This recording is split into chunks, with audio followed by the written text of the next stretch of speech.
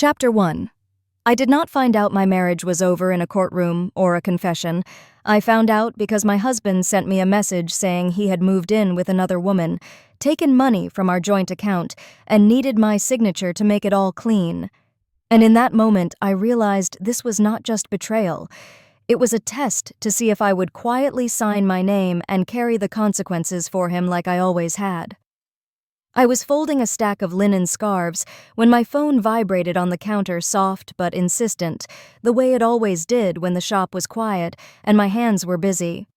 Outside the front window, the harbor was wrapped in late spring fog boats, rocking gently against their moorings, the kind of morning that made tourists slow their steps and locals forget to look at the clock. My boutique sat on the corner of a narrow street 2 blocks from the water, a small space with white walls and pale wood shelves I had built piece by piece over the last 8 years. Nothing flashy, nothing rushed. Everything in its place. I wiped my hands on my apron before picking up the phone. I expected a supplier update or a reminder from my bookkeeper. I did not expect my husband. The message was short. He said he had moved out. He said he was staying with someone named Lila Moreno. He said he had taken money from our joint account to get himself settled, and that it was better this way, cleaner, less complicated. He did not ask how I was. He did not apologize. He did not explain beyond that. I read it twice, then a third time, not because I thought I had misunderstood, but because my mind needed a moment to catch up with my body. I felt a strange pressure behind my eyes. Not tears exactly, more like the sensation you get before a headache when something is about to form but has not yet decided what it will be. I set the phone back on the counter and stood there listening to the faint hum of the refrigerator in the back room and the creak of the old floorboards under my feet. Outside, someone laughed a bright sound that felt out of place. The world was continuing at its usual pace, unaware that my marriage had just been reduced to a few lines of text. I did not feel the kind of pain I had expected. There was no sharp collapse, no dramatic rush of grief. What I felt instead was a hollow recognition, like seeing a familiar pattern click into place. Daniel had always been good at deciding things on his own and presenting them as conclusions. This was simply the largest version of that habit. My phone vibrated again. Another message sent before I had time to respond to the first. He wrote that he had already taken care of most of the logistics and that there was just one document I needed to sign to wrap things up properly. He said it would make everything easier for both of us. He said he would send it over soon. There it was. The part that made my stomach tighten. I leaned against the counter and let myself breathe. In and out. Slow. Controlled. I thought about the way he had phrased it, one document wrap things up easier for both of us. He had always liked language that made his choices sound reasonable, inevitable even. He was already speaking as if my agreement was a given. I looked around the shop at the racks of dresses arranged by color at the small table near the window, where I kept fresh flowers in a chipped ceramic vase at the framed permit on the wall with my name printed neatly at the bottom. This place existed because I had shown up for it every day, even when it was hard, even when it was not making money yet. It existed because I paid attention. I thought of all the times Daniel had assumed I would smooth things over, with his family, with his business partners, with our daughter when she was younger and he missed a recital or forgot a promise. I had been the one who made explanations sound kinder than the truth. I had been the one who absorbed the inconvenience so everyone else could stay comfortable. The realization did not make me angry. It made me tired. I did not write back. I did not call him. I picked up the stack of scarves and finished folding them, aligning the edges until they lay flat and even. A customer pushed open the door a few minutes later, the bell chiming softly, and I greeted her with the same calm smile I had practiced for years. We talked about the weather. She asked about a jacket in the window. I rang up her purchase and wished her a good day. When the shop was empty again, I checked my bank app. I did not panic when I saw the number. I noted it. A withdrawal larger than usual, then another from the previous week. Not everything was gone, but enough to make a point. Enough to assume I would fill in the gaps without complaint. I closed the app and slipped my phone back into my pocket. There was time to understand the details later. Right now, what mattered was the shape of the situation. Daniel had left. He had taken money. He expected my cooperation, and he was already moving forward as if I had agreed. The fog outside began to lift, revealing the water in flashes of gray and silver. I watched a boat motor slowly out of the harbor, its wake spreading and then smoothing out behind it. For a moment, I imagined what it would feel like to chase after that wake, to demand answers, to insist on being heard. I knew how to do that. I had done it before in smaller ways. Instead, I stayed where I was. Another message came through. He wrote that his lawyer would reach out soon and that he appreciated my understanding. The word understanding landed with a dull thud. It was the kind of word people used when they wanted compliance without conversation. I set the phone down again and went into the back room to check the inventory list I had left half-finished the night before. Numbers calmed me. They always had. There was comfort in seeing everything laid out accounted for, even when the totals were not what I wanted them to be. As I made notes, I realized something with a clarity that surprised me. This was not the first time Daniel had acted as if my role was to clean up after his decisions. It was simply the first time the cost was impossible to ignore. When I locked up the shop that evening, the air smelled like salt and damp wood. The sun was low over the water, turning the windows along the street into pale mirrors. I stood for a moment with my keys in my hand, feeling the weight of them, feeling the steadiness of my own breath. I did not know yet what I would do about the money or the paper he wanted me to sign. I did not know how this would end or how long it would take. What I did know was this: I was not going to rush to fix a situation I had not created. For the first time in a long while, I allowed myself to pause. Chapter 2. The pause did not last long, not because I was eager to move, but because silence has a way of turning into questions when you live alone long enough. I drove home through the narrow streets of Rockport, Maine, past clapboard houses with porch lights beginning to glow, past the diner where the same fishermen sat at the same counter stools every evening. Everything looked normal. That was the strangest part. My life had been split open and the town kept breathing like nothing had happened. At home, I kicked off my shoes by the door and set my keys in the ceramic bowl my daughter made in middle school. The house smelled faintly of cedar and the lavender soap I kept by the sink. I did not pour a glass of wine. I did not turn on the television.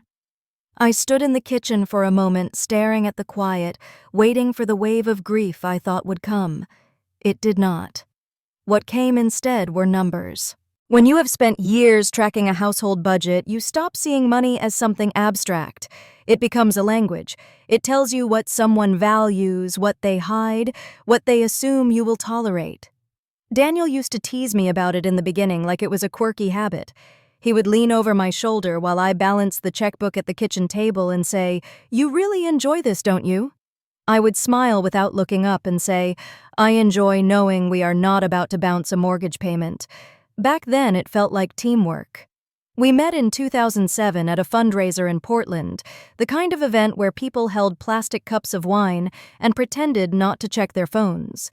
Daniel was charming in a controlled way. He knew how to make you feel like you were the only person in the room, and for a while I believed that meant something. We married the following year. Our life, at least on paper, was solid. He did consulting work in operations and vendor management, bouncing between contracts and clients, always chasing the next bigger project. I opened the boutique in Rockport after we moved north for what Daniel called a calmer life. He said we needed fresh air, less noise, fewer distractions. I did not realize until later that he meant fewer people who knew him well enough to ask questions. In those early years, Daniel talked about our future like it was a set of steps. A house, a company, a retirement account that grew quietly in the background while we lived. He would sit on the couch scrolling through his phone and say things like, "We are building something smart, Evie. We are not like everyone else." In 2016, we formed Harborline Strategy Group, LLC. It sounded official. It sounded permanent. Daniel liked the name because it hinted at wealth without showing it. We set it up so clients could pay the business and we could deduct expenses cleanly. It was practical. It was also the first time I noticed how naturally Daniel stepped into the role of the face of something, while I stepped into the role of the structure. He handled the calls. I handled the paperwork. He talked about growth. I tracked the margins. He liked to say he hated details, and I was better at them anyway. At the time, I took it as trust. I see it differently now. The truth is, I did not just keep records. I kept receipts. I saved emails. I archived confirmations. Not because I was paranoid, but because I had grown up with a mother who called it being prepared. She used to say, "Memory fades, paper doesn't." She lived through a messy divorce in the 90s and learned that people can rewrite history if you let them. So I built habits around proof. I opened my laptop at the kitchen table and pulled up our bank portal. The same username, the same familiar interface, the same small sense of control that comes from seeing facts instead of opinions. I told myself I was just checking the damage so I could make a plan. That was the responsible thing to do. The first thing I saw was the balance in the joint account. It was lower than it should have been, but not empty. That almost made it worse. It meant Daniel had not drained it in one dramatic sweep. He had taken what he needed and left enough behind to make himself feel reasonable, like he was doing me a favor. I clicked into the transaction history and scrolled. There were withdrawals from the last week, then another cluster from the month before, a larger transfer 2 months back labeled as an internal move. The pattern was not chaotic. It was paced. It was calculated. I thought of Daniel telling me last winter that he wanted to streamline our finances. He had said the LLC was getting too complicated and we should centralize things. I remember standing at the sink with my hands in soapy water while he said it, his voice casual. He said, "You worry too much. This will make your life easier." I had asked easier for who. He laughed like I was joking and said, "For both of us, obviously." I kept scrolling until the page stopped feeling like a list and started feeling like a story. Not the story Daniel was telling people now about a clean break and a fresh start. A different story. One where he had been preparing long before he sent that message. My chest tightened, not with jealousy, but with something colder. Recognition. I did the math on a notepad beside the laptop. The numbers added up faster than I expected. 182,000, and some change over several months spread across different transfers and withdrawals. Some labeled as business expenses, some as personal. None of them explained in a way that matched our normal patterns. I stared at the total for a long moment. I did not think about Lila Moreno. Not really. She was a symptom, not the engine. What I thought about was Daniel walking through life as if the rules were suggestions. What I thought about was the way he used to talk about my boutique in front of other people. At a dinner with friends last summer, someone asked how the shop was doing. Before I could answer, Daniel smiled and said, "It keeps her busy. She loves it. It's like her little project." I remember my cheeks heating as everyone nodded politely. Someone said, "How nice," and changed the subject. Daniel squeezed my knee under the table as if he had paid me a compliment. Later that night I said, "Please don't call it little." He looked genuinely confused. He said I didn't mean it like that. "You are sensitive." That word sensitive was his favorite way to make my feelings sound like a flaw. I closed the laptop and stood up pacing to the sink, and back then forcing myself to sit again. The worst thing I could do was react on adrenaline. I needed facts. I needed a second set of eyes that understood the difference between messy and criminal. So I called Thomas Reed. Thomas and I went to high school together in Portland. He became a CPA and eventually specialized in forensic accounting, the kind of work people don't talk about at cocktail parties. We had not spoken regularly in years, but we kept the kind of connection that stays quiet until you need it. He answered on the second ring, sounding distracted. He said, "Evelyn, hey. Everything okay?" I said no, but I need a practical answer, not comfort. He paused, and his voice sharpened into focus. He said, "Tell me what you have." I told him the basic facts. Daniel left. Money moved. A document coming that he wants me to sign. Thomas did not gasp. He did not dramatize it. He asked questions. He said, "Is the joint account in both names?" I said, "Yes." He said, "Is the LLC tied to that account?" I said, "Indirectly. We transfer from business to personal sometimes, but I keep records." He said, "Good. Do not sign anything until you know exactly what it does, and screenshot every message." I said, "I already have." There was a brief silence. I could hear him exhale. He said, "Send me the transaction list. Just the list. I am not your lawyer, but I can tell you if this looks like normal spending or something else." I said, "I am not asking you to fix it." He said, "I know. You are asking me to confirm you are not imagining it." The way he said it, so plain, so steady, made my throat tighten. I said, "Exactly." After we hung up, I sat at the kitchen table with my hands flat on the wood, feeling the grain under my palms. I realized something then, not as an accusation, but as a fact. Daniel did not wake up one morning and decide to betray me. He had been choosing himself in small ways for years. The message was not the beginning. It was the moment he stopped pretending. I looked at my phone face down beside the notepad. I could feel it there like a weight waiting for the next vibration, the next instruction, the next assumption that I would step in and make it easier. I did not pick it up. I opened a clean folder on my laptop and began saving copies of everything, confirmation statements, the LLC reports, the messages. Not because I was planning revenge, because I was finally acknowledging what my instincts had been whispering for a long time. This was not one bad day. It was a pattern. Chapter 3. By dawn, my phone had turned into a metronome, vibrating every time I tried to focus on anything else. I made coffee, stood at the sink, watching the mug darken, and the screen lit up again with Daniel's name like a demand. I did not answer the first call. I watched it ring out, then another came right behind it, then a text. "You're making this harder than it needs to be, Evie." A few minutes later, another text. "If you just sign, we can keep this respectful. I don't want drama." The word respectful almost made me laugh, but it came out as a single sharp breath through my nose. Daniel loved the language of decency when he was the one breaking things. He could torch a house and still insist on clean hands. I went to the boutique early before the tourists wandered in from the harbor and before the regulars showed up with their routine questions. The shop was always calmer in the first hour. The light came in soft through the front window, and the mannequins looked almost gentle in the quiet. I unlocked the door, flipped on the lamps, and started straightening shelves that did not need straightening. My phone buzzed again. "Just tell me you got my messages." I set the phone face down on the counter and kept working. The bell over the door chimed, and my employee June walked in with her hair still damp from a shower and a paper bag in her hand. She smiled. "I brought you that blueberry muffin you like."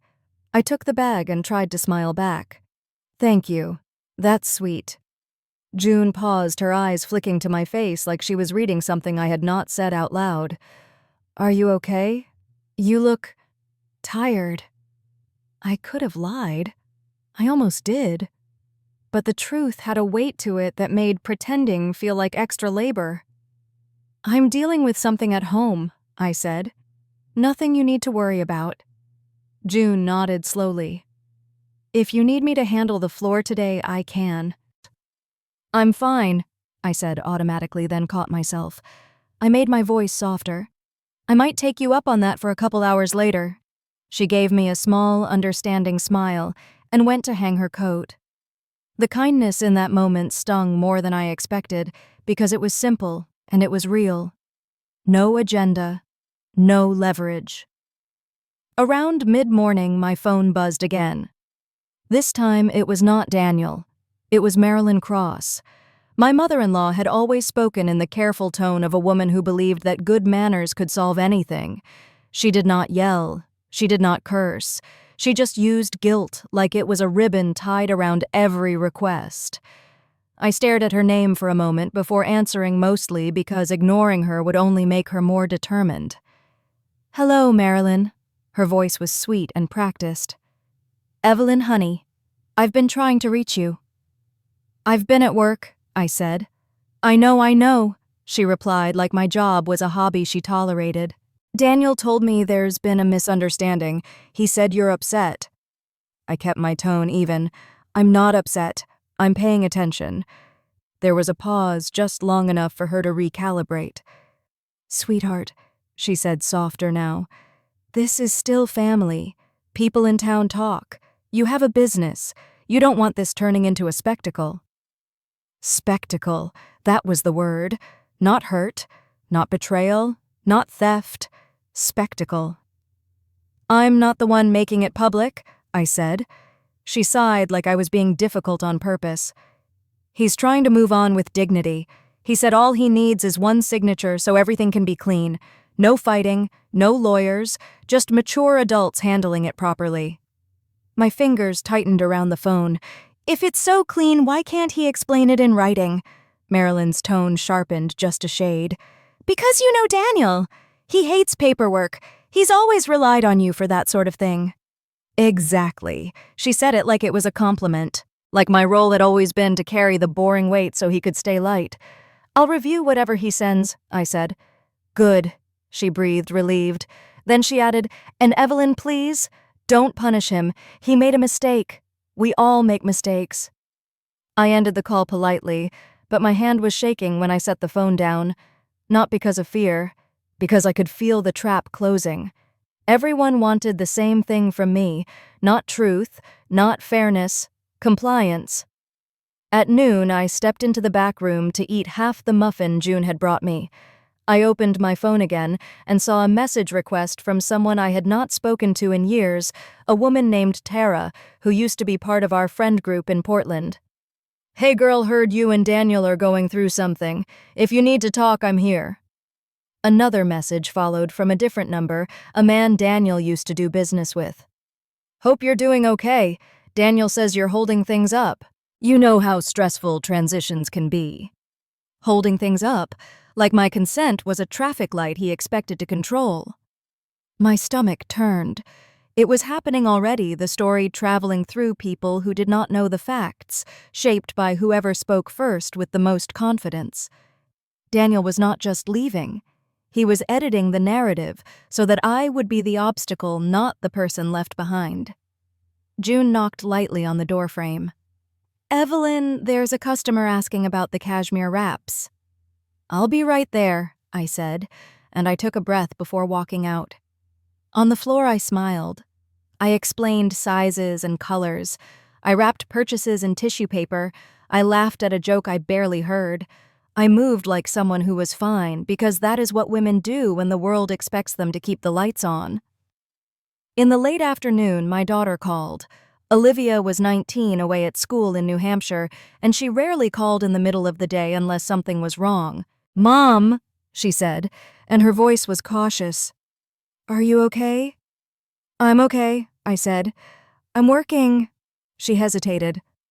Grandma Marilyn texted me. Of course she did. Marilyn always knew which door to knock on when the main one did not open. Olivia continued. She said Dad is trying to do the right thing and you're making it hard. I closed my eyes for a second. What did you say? I didn't say anything, Olivia replied. I just wanted to hear your voice, and I wanted to tell you something. I waited. Her voice got steadier. You don't have to keep being the person who makes it easy for everyone else. The words hit me so cleanly I felt them in my chest. I swallowed. I'm not trying to be difficult, Liv. I know, she said. I don't want you to feel like you have to fix it. We sat in silence for a moment, mother and daughter separated by miles and connected by the same instinct. I love you, I said quietly. I love you too, she replied. Call me later, okay? After we hung up, my phone buzzed again. An email from Daniel's attorney this time with a PDF attached. The subject line was simple. Settlement document. I opened it on my laptop in the back office. The language was dense, but the meaning was not hard to find if you knew where to look. My eyes went straight to the sections that mattered: authorization, acknowledgement, prior transfers. I read a paragraph twice, then a third time, feeling the cold certainty spread through me. The document did not just divide assets. It did not just formalize separation. It contained a statement that I, Evelyn Cross, acknowledged and approved the prior transfers Daniel had made from our joint accounts and from Harborline Strategy Group, LLC, for personal relocation expenses. It was retroactive permission, a clean stamp over a messy act. It was the kind of paper that could turn a dispute into my consent. I sat back in my chair and stared at the screen. This was not about ending a marriage respectfully. This was about protecting Daniel from consequences and using my signature as a shield. My phone buzzed with a call from Daniel, perfectly timed. I did not answer right away. I let it ring once, twice, then I picked up and kept my voice calm. "Hi." He exhaled like he had been waiting to scold a child. "Finally, did you get the document?" "I got it," I said. "Great," he said quickly. "If you sign tonight, we can have it filed by the end of the week. No one has to know details. We can keep it private." Private for him, public for me. I looked at the screen again, at the line that would make me complicit. "I need to review it," I said. There was a beat of silence, then his voice tightened. "Evelyn, don't do this. Don't turn into the bitter version of yourself." I felt something rise in me, not anger, something steadier. "I'm not being bitter," I said. "I'm being careful." He laughed once short and dismissive. "You always do this. You make everything heavier than it needs to be." I kept my tone even. "I'll look at it." "You have it right in front of you," he snapped. "It's standard. Just sign it." I let the words settle. Standard. Like taking 6 figures from a joint account was standard. Like rewriting the truth was standard. "I'll look at it," I repeated. Then, before he could push again, I added the only line he was going to get from me that day. "Let me review it." I ended the call and sat very still in the quiet of my office, listening to the faint sounds of June helping customers out front. The pressure in my chest was not panic. It was clarity. I was not going to sign away my own reality just to keep his reputation clean, not this time. Chapter 4. I decided to treat names the way I treated money that week, carefully, deliberately, and with enough distance to keep myself from being pulled back into the story he wanted to tell. I will call myself Nora Bennett. I was 43 then. I will call my husband Sean Bennett, 46. His mother was Patricia Bennett, 69. The accounting firm was Harborline Advisory, LLC, formed in 2017, and the boutique I owned in my own name sat on a busy street in Beaufort, South Carolina, close enough to the water that the air always carried salt when the wind turned. The appointment was set for Thursday morning in Charleston. Sean texted me the address like he was sending a calendar invite. 10:30, be on time. We can finish this today. I did not respond. I drove up alone, passing marshes and low bridges, listening to the radio without hearing it. My hands stayed steady on the wheel. That steadiness was not courage. It was exhaustion that had finally learned how to look like calm. The law office was on the 3rd floor of an older building near the courthouse brick outside glass doors, inside everything designed to feel official without being warm. The receptionist smiled like she had been trained to soothe people who wanted to cry in public. She said, "Mrs. Bennett, they are waiting for you." In the conference room, Sean stood near the window with his phone in his hand, pretending to check emails. Patricia sat at the table with her purse in her lap and her spine straight like she was attending a church committee meeting. A man in a navy suit rose when I walked in. He looked about 55 silver at his temples, calm eyes. He offered his hand. "I'm David Mercer. Thank you for coming in." I shook his hand and sat down. I did not look at Sean for long. I looked at the paper in front of me because that was where the truth would live. Patricia smiled tightly. "See, Nora, this does not have to be ugly." Sean exhaled like he had been holding his patience in his teeth. "All we need is your signature. That's it." David Mercer opened a folder and slid a document toward me. I had already read the same file on my laptop at home, but paper makes things feel more final, more physical. I read the first page anyway, slowly letting my eyes move line by line. Sean leaned forward. "You can skim it. It's standard." I looked up. Standard for what? Standard for leaving. Standard for draining our account. Standard for asking me to sign off on things I did not approve. Patricia's smile faltered, then returned. Honey, you are taking this personally. It is personal, I said, and my voice surprised me with how even it sounded. David cleared his throat gently like he was stepping between sharp objects. Mrs. Bennet, you have concerns about certain transactions.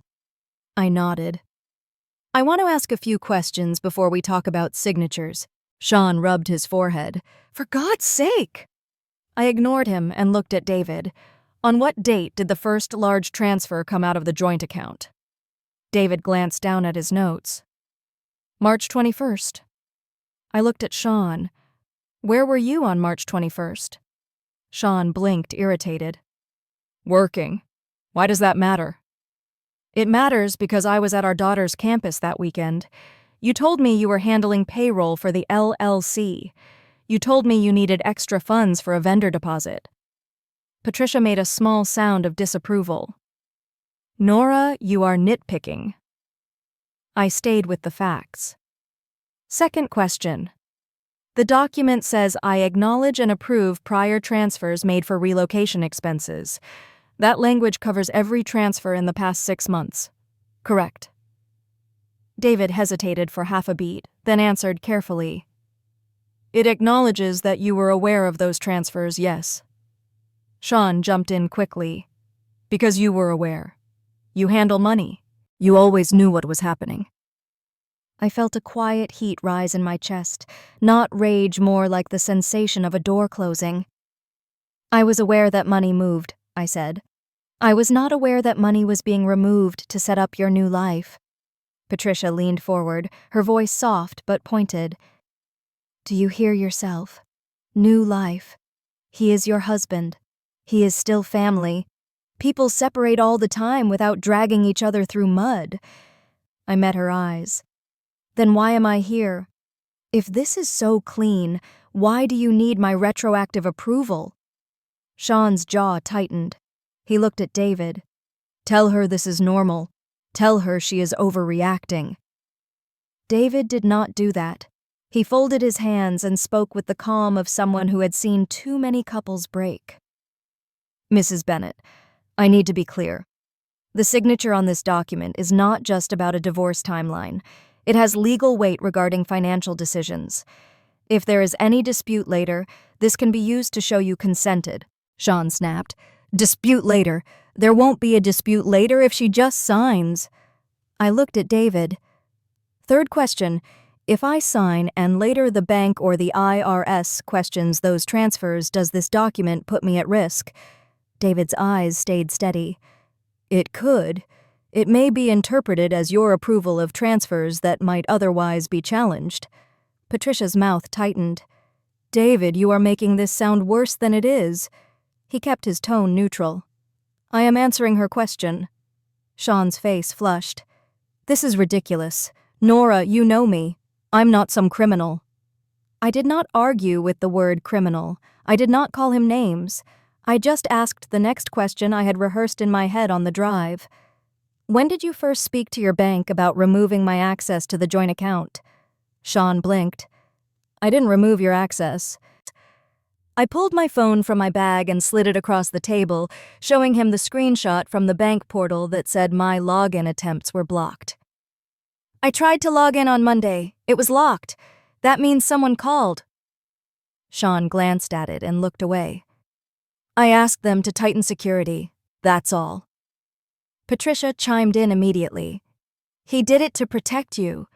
You know how fraud is these days. I looked at her, then back to David. Is it true the bank flagged these transfers?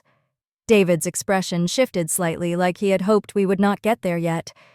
Mrs. Bennet, there has been a notice from the bank. Certain activity was flagged for review. That is not uncommon when large amounts move quickly. Sean slammed his palm lightly on the table, not enough to be dramatic, just enough to show he was losing control. Flagged does not mean anything. It's a routine review. My throat felt tight, but my voice stayed low. I spoke to my accountant. He told me to ask if there is an audit request attached to the LLC records. Sean stared at me. You talked to an accountant. I talked to someone who understands paper, I said, because you keep telling me this is just paper. David's face stayed composed, but he nodded once. There has been an inquiry. Your CPA requested a wider review of company transfers. Patricia turned toward me like I had slapped her. You called outsiders into family business. I held her gaze. Family business is what you call it when you want me to carry it. When Sean wanted to leave, he did not treat me like family. He treated me like a signature. The room went quiet for a moment. Even Sean did not speak. The air conditioner hummed. Somewhere in the hallway, a door closed softly.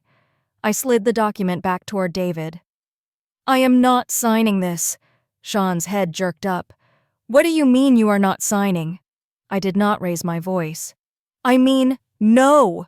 Patricia's voice sharpened. Nora, do you understand what you are doing? You are forcing this into court. You are embarrassing everyone. I looked at Sean. You already embarrassed us. You just expected me to hide it for you. Sean leaned forward, his eyes hard. You are being vindictive. David spoke quietly, trying to slow the momentum. Mrs. Bennett, you are within your rights to decline. I should also advise that you seek independent counsel before signing anything. Sean laughed once bitterly. Independent counsel? She doesn't need counsel. She needs to stop acting like a victim. I stood up not abruptly, just with finality. I am not acting like a victim, I said. I am acting like someone who intends to stay clean. Patricia opened her mouth, then closed it. Her hands tightened around her purse. Sean looked at me like he was seeing a stranger. You really think you can just walk away? I picked up my bag. I think I can stop signing things that protect you. As I walked out of the room, I did not feel triumphant. I felt something simpler. I felt the weight of pretending slip off my shoulders. In the elevator, my phone buzzed. I did not check it. I watched the numbers above the door count down slow and steady, and for the first time since this began, my breathing matched the pace. Chapter 5. When the elevator doors opened, the lobby felt too bright. All polished marble and quiet footsteps, like the building itself, did not believe anything messy should exist inside it. I stepped outside into the Charleston heat and stood on the sidewalk for a moment with my bag on my shoulder, letting the air hit my face and remind me I was still here, still steady, still my own. My phone buzzed again. I did not need to look to know it was Sean. I walked to my car, slid into the driver's seat, and started the engine. The first time my hands shook was not in the law office. It was when I turned the steering wheel and realized I had just said no to the one thing everyone expected me to do. I drove back to Beaufort in silence. When I crossed the bridge over the marsh, the tide was low and the grass looked like it was holding its breath. I thought about all the years I had made things easier for other people. I thought about how often I had confused peace with compliance. By the time I pulled into my driveway, there were 3 voicemails waiting, 2 from Sean, 1 from Patricia. I listened to Patricia first because her voice had always been the one that made me feel 12 again, like I was being graded. Her message was calm but sharp. She said, Nora, you are making a terrible mistake. This is not how grown women handle family matters. Call me back. I deleted it. Sean's first voicemail was anger wrapped in disbelief. He said, So that's it. You're going to blow up everything. You have no idea what you're doing. The second voicemail was softer, which meant it was more dangerous. He said, Nora just signed the document. We can still keep this private. You don't want people talking. Think about your shop. Think about your reputation. I sat in the car for a moment after hearing that my fingers resting on the steering wheel. He still believed he could steer me with fear. He still believed my life existed as an extension of his. Inside the house, I found the mail stacked neatly on the counter the way I had left it. A grocery list on the fridge, a folded dish towel on the oven handle. Everything looked so normal it almost felt insulting. I went to the kitchen table, opened my laptop, and emailed David Mercer a short message, letting him know I would be retaining my own counsel. Then I forwarded the same note to Thomas Reed with a simple request for any written confirmation he could provide about the bank flag and the expanded review. I did not do any of it with drama. I did it like I did inventory, like I did quarterly reports. Calm, methodical, without letting emotion decide the next step. 2 days later, June called me in the back office at the boutique. She said, "Hey, I didn't want to bother you, but there's a woman out front asking questions. She keeps saying she knows your husband." My stomach tightened, but my voice stayed calm. "What's she asking?" June lowered her voice. "She asked if you were still open, like the shop might close because of your divorce. She said people are talking." People. Always people. I walked out to the floor and saw her near the display of summer dresses. She was younger than me, styled in a way that looked intentional, hair, glossy nails, perfect. She turned when I approached and smiled like we were acquaintances. "Hi," she said. "You must be Nora." I did not offer my hand. "Yes." Her smile wavered just slightly. "I am Kelsey. I work with Sean sometimes. I just wanted to say I hope you two can keep things civil. He seems really stressed. He says you're making it hard for him to move on." The audacity of it landed like cold water. I kept my face neutral. "Are you shopping?" She blinked. "Excuse me." "I asked if you are shopping," I repeated politely. "Because if not, I need to get back to work." Her cheeks flushed. "I was just trying to be kind." "Kind would be not showing up at my business to deliver his message," I said. For a second, she looked like she might argue, but then she turned and walked out.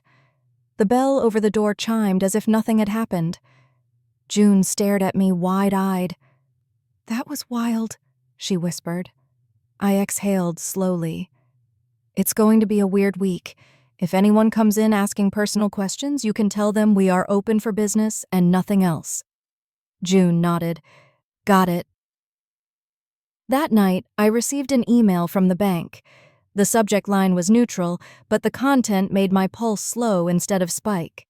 It said certain transactions had been flagged for review and that additional documentation might be requested. It did not accuse anyone. It did not promise anything. It was simply the system doing what it was built to do when patterns did not match. 3 days after that, Thomas called. He did not sound alarmist. He sounded precise. He said, "Nora, I looked at what you sent. The pattern is not normal.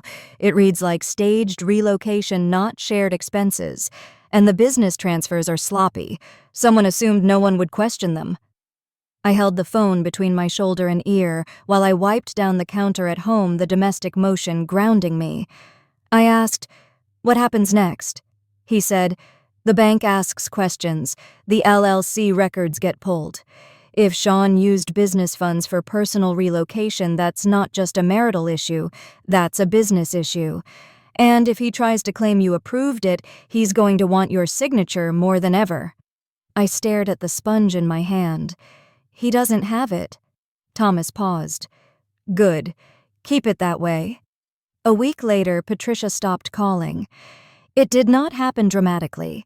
She simply went quiet the way people do when they realize guilt is no longer working. The friends who had reached out with careful messages stopped reaching out too. I heard through June that a few customers had asked if the shop was going to close.